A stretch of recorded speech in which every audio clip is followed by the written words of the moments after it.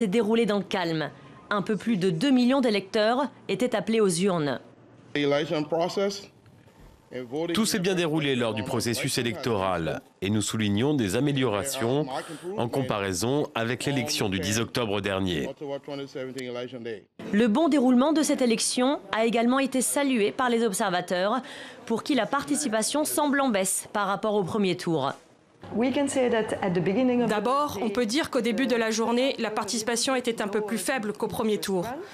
Mais heure après heure, on a vu de plus en plus de gens aller voter.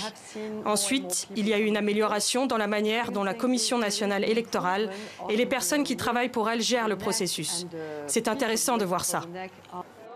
Les premières estimations de la participation devraient être connues dans les prochaines heures, les premiers résultats d'ici quelques jours. L'ancien footballeur de 51 ans, George Weah, affrontait au second tour le vice-président sortant Joseph Boakai.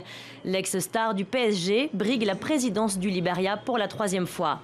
Ellen Johnson Sirleaf, première femme élue au suffrage universel à la tête d'un État africain, devrait céder le pouvoir à son successeur dans moins d'un mois, le 22 janvier prochain. Il dénonce une condamnation politique. En Côte d'Ivoire, Hubert Oulaye a écopé